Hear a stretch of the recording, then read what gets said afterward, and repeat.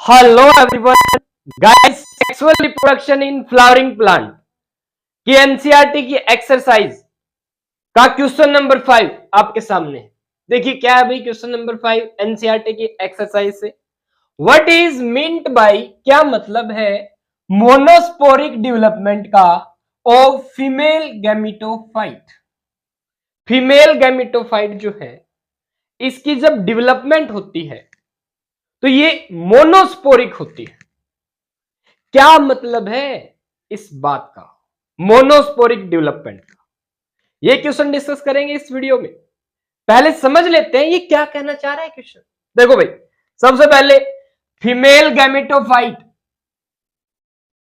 ये वो स्ट्रक्चर होता है फीमेल बॉडी में, फीमेल फ्लावर के अंदर, जिसको या जिसमें मैं कह सकता हूं एग सेल प्रेजेंट होती है। एग प्रेजेंट होता है मतलब फीमेल गैमिट। फीमेल गैमिट कौन होती है? Egg cell.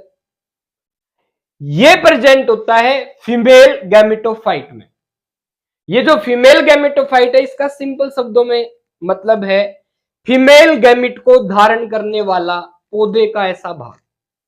तो फीमेल गैमेटोफाइट के अंदर एग सेल फीमेल गैमिट होता है। फीमेल गैमेटोफाइट इसीलिए कहते हैं इसको, और इसका दूसरा नाम है एम्ब्रियोसेक। ठीक है, अब ये जो एम्ब्रियोसेक बनता है, इसके जो डेवलपमेंट होती है ये मोनोस्पोरिक होती है। मोनो का मतलब एक, स्पोरिक का मतलब स्पोर, यानी एक स्पोर से ही ये बनता है। कैसे ये बताना है। देखो भाई, फीमेल गैमेटोफाइट एम्ब्रियोसैक के अंदर 7 सेल होती हैं, 7 सेल होता है ये, और इसके अंदर 8 न्यूक्लियस होते हैं। ये दिखा रखा आपको, देख लो।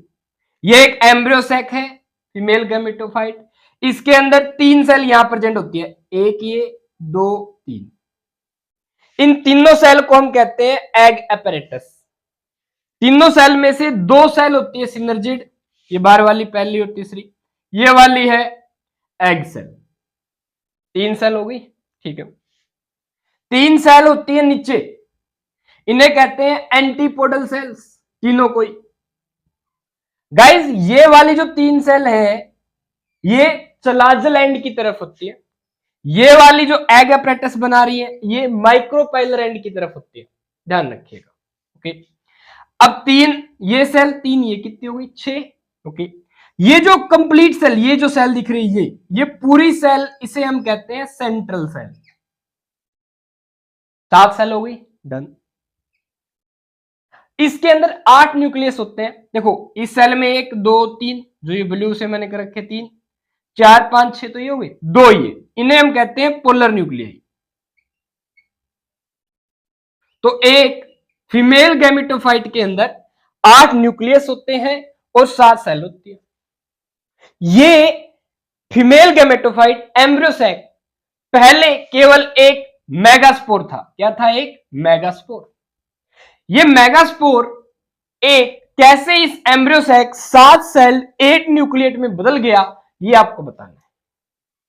ये है क्वेश्चन, भाई एनसीईआरटी क्वेश्चन है। देखो एक एक शब्द, एक एक लाइन इसीलिए कहते हैं समझनी पड़ती है एनसीईआरटी। अब सुन लो भाई, ओव्यूल, ओव्यूल के अंदर होता है, ओव्यूल का स्ट्रक्चर अभी हम पिछली वीडियो थी क्वेश्चन नंबर 4, जिसका लिंक डिस्क्रिप्शन में आप देख सकते हैं। ओव्यूल के अंदर होता है भाई सेंटर में न्यूसेलस, जो कि एक न्यूट्रिटिव टिश्यू होता है। न्यूसेलस के यहां एक सेल डेवलप हो जाती है। ये जो सेल है ये कहलाती है मेगास्पोर मदर सेल। एक सिंगल होती है, नंबर में कितनी होती है? 1। तो जो ओव्यूल होता है इसके सेंटर वाले हिस्से में न्यूसेलस होती है। न्यूसेलस में से एक सेल्स डेवलप होके बनाती है मेगास्पोर मदर सेल। ठीक है, तो यहां पे एक मेगास्पोर मदर सेल है ये। ठीक, इस सेल के अंदर होता है मियोसिस। मियोसिस होने के बाद एक सिंगल मेगास्पोर मदर सेल से 4 मेगास्पोर बनते हैं। इस तरीके से बनते हैं कि ओव्यूल के अंदर ये अपने आप को ऐसे लीनियरली अरेंज कर लेते हैं। 1, 2, 3, 4। ठीक है। अब इन 4 मेगास्पोर में से ये जो 3 मेगास्पोर है ये डीजनरेट हो जाते हैं और 1 मेगास्पोर बच जाता है। एक 1 मेगास्पोर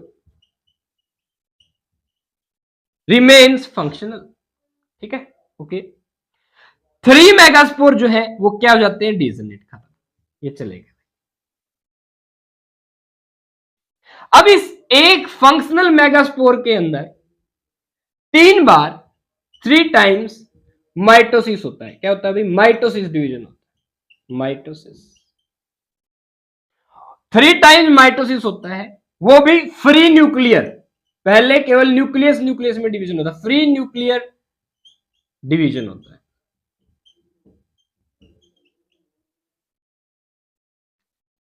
ठीक है, 3 टाइम माइटोसिस होगा, न्यूक्लियस ही डिवाइड करेगा, इसे हम कहेंगे फ्री न्यूक्लियर डिवीजन। और आपका ये एम्ब्रियो सैक 7 सेल और 1 न्यूक्लियट बन जाता है। ठीक है, अब क्योंकि जो एम्ब्रियो सैक है केवल एक फंक्शनल मेगास्पोर से बन रहा है, इसे ही हम कहते हैं मोनो, एक स्पोर से ही एम्ब्रियो सैक का बनना, सिंपल। ठीक है, तो ये था भाई कंसेप्ट। अब गाइस कैसे आप इसको बोर्ड एग्जाम में लिख के आएंगे ये देख लेते हैं। आप स्क्रीनशॉट ले सकते हैं। अब देखिए इस क्वेश्चन को बोर्ड एग्जाम में आप कैसे लिखेंगे। देखो भाई, simply in nearly 80% of angiosperms megaspore mother cell divides meiotically and forms 4 megaspores. कितने मेगास्पोर बनाती है भाई, 4।